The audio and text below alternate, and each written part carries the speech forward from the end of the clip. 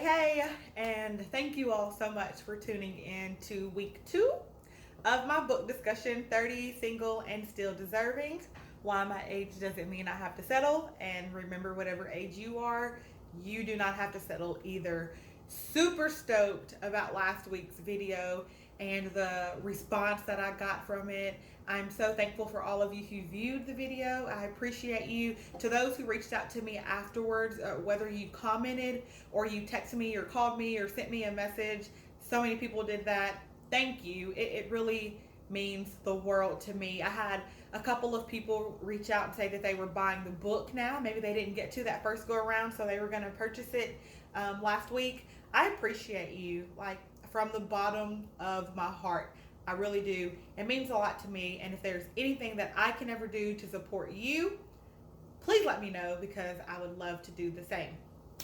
I know it's a few days to Christmas, but in order for me to stay on track for my next birthday, I could not skip a week. So regardless if you watch this now or if you watch it later, I wanted to get that out there so that I can stay on track to revealing my next project to you all that I'm super excited about.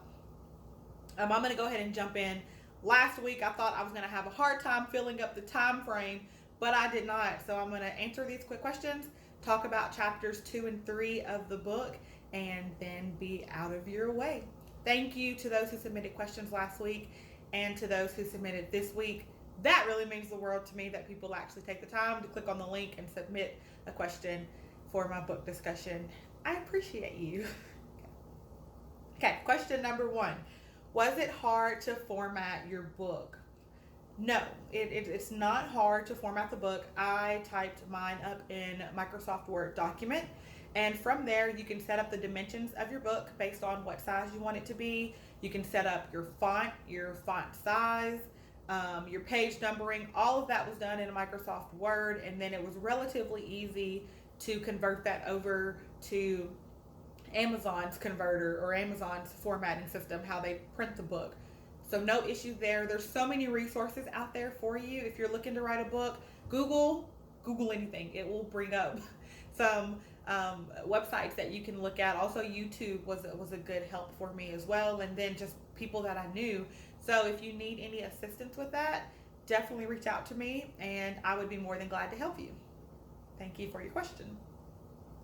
Number 2, did you make a lot of sales off of your book? I don't know what to define as a lot of sales. The first week or two, I was really anxious about checking it to see, oh my God, I sold any books today, I sold any books today, I sold any books this week. And then after that, not gonna lie, I have not kept up with it. I have no idea how many books I have sold to date. I might check on that and let you all know next week. But if you're looking for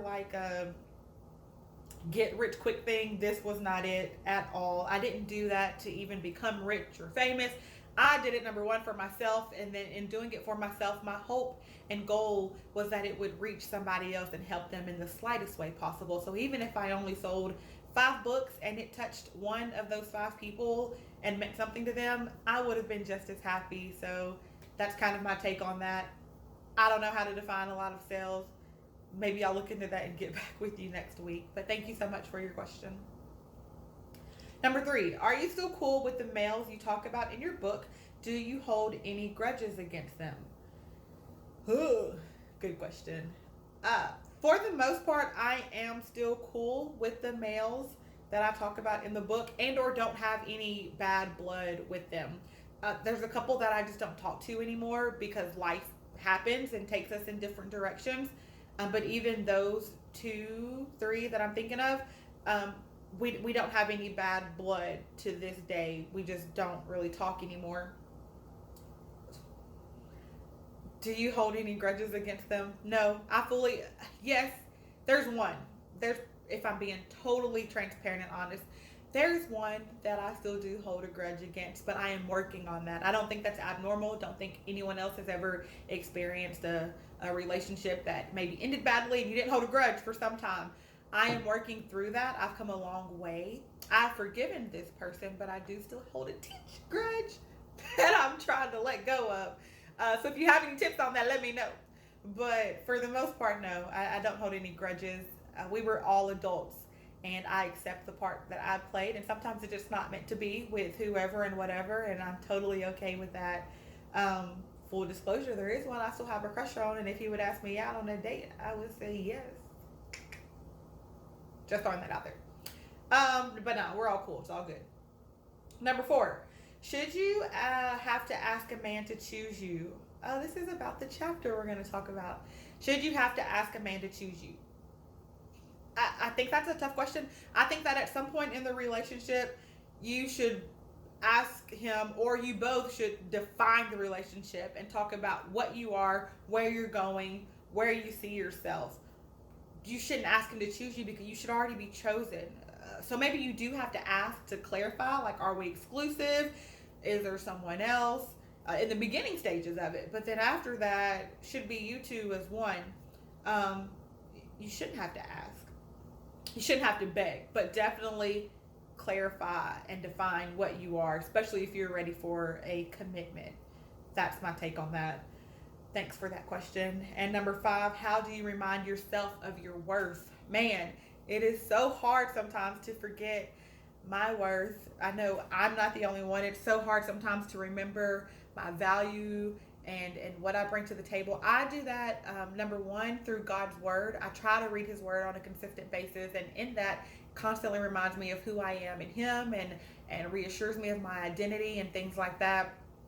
Also, affirmations. I love daily affirmations, weekly affirmations. I have sticky notes all over my room of affirmations that I can see when I'm brushing my teeth or picking out a sweater or looking in the mirror, things like that. So I have that to remind me.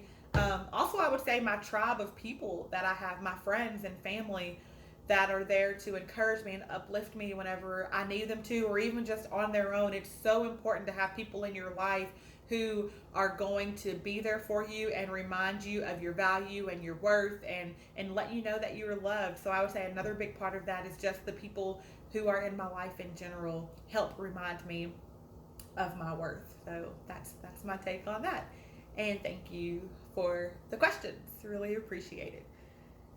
Moving on to the book discussion. This week we are discussing chapters or reflections 3 and 4.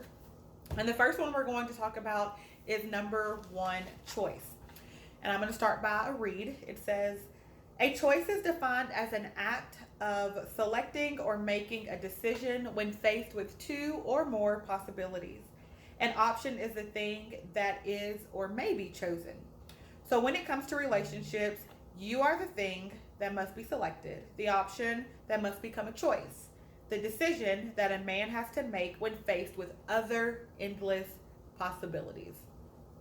And I love this chapter because so many times I believe that we as women don't hold men accountable for them making us his number 1 choice, and we become okay with being an option. We become okay with being his every now and then. We become okay with him talking to other people and then circling back around to us whenever it's our turn. And I'm here to tell you that it is not okay. If you are ready to be in a serious relationship and are ready to settle down and are ready for a big commitment, it is not okay for you to be an option in a man's life.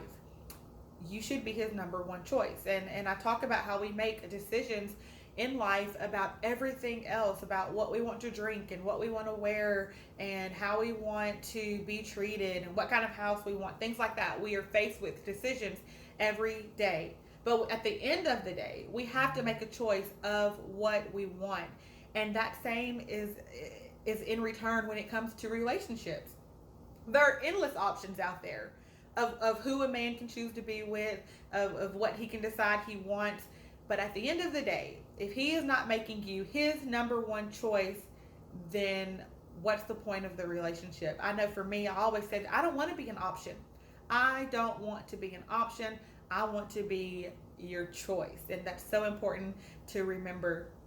And the story I talk about in this chapter is about a guy that I had met or come across at a basketball court one summer day. And we became cool and started kicking it, and then had some sort of situationship or relationship to where basically we were doing everything that you would do if you were in a committed relationship. Like, it felt like we were in a committed relationship, though we had never clearly defined what we were. And for some time, I was okay with that. I had gotten comfortable with, getting something to eat every now and then and kicking it at the house. And then we would spend the night at each other's house. And we did let our kids meet each other. I know I say that I'm very protective about my son and him meeting people. He was young, he was very young. He doesn't even remember the guy now, which is fine. But we did let our kids meet. So, I mean, everything that we did. And it came to the point where I was ready to take the relationship to the next level. I wanted us to be more open than what we were in public, and with the moves that we were making, and just wanted that next level of the relationship. And I remember laying in the bed one night, and I asked him, like, what are we? Can we be more? Are we ready to go there? And I remember verbatim, almost verbatim, I'm pretty sure verbatim what he said, and I write it in the book. He says, right now my choice is between you and this other female, and I just don't know who I want to choose. This is what he said. And it crushed me whenever he did say that, because I wanted to beg. I did. I begged him to choose me and asked him to choose me and told him how much I cared for him and wanted to be with him, and wanted us to work out. I told him these things, and he just said that he didn't know. And so I was hurt, and I was in my feelings, and stayed that night, left the next day, and a couple of days after that, I just decided that, you know what, I'm going to choose for him. So I told him that I didn't want to be whatever it is that we were anymore. And until you come to that point, people can tell you all day long, and you can even know in your heart all day long if something is right or wrong, but until you make the decision to change it, it's not going to change. And I just made up in my mind that I didn't want to be an option. If you had to sit and think between me and another female, and you didn't know right then and there that you wanted to choose me, then I don't want to be your option. And so I was out. I did hang out with him a couple more times after that, but after that, I was out, and he made his choice with the other female, and they ended up, if it's the same female, he's engaged now and soon to be married, and super cool for him, glad for him, happy for him. But it just wasn't meant to be with us, and that is okay. It's okay if you're not the choice, because you would rather want to make sure that you are the number one choice than for him to choose you by default. I don't want to be chosen by default. You don't want to be chosen by default. You are worth so much more than that, and it is okay, regardless of how you feel. It is okay to not be someone's number one choice, because that just means y'all ain't meant to be together, right? So it was cool. He's cool. It's all good. You will be okay. Trust me. You'll be okay. Andy Grammer writes this song called I Choose You. And in that song, he talks about all the different things we get to choose. We don't get to choose in life, like our family and our height and our ethnicity. But when it comes to the person we want to be with for the rest of our lives, that's one of the small things in life that we have control over. And so you want to make sure that the person that you're choosing is also choosing you to be the number one choice. That's what you deserve. You deserve a man who realizes that there are a million women, millions of women in the world, and out of all those women, he chooses you.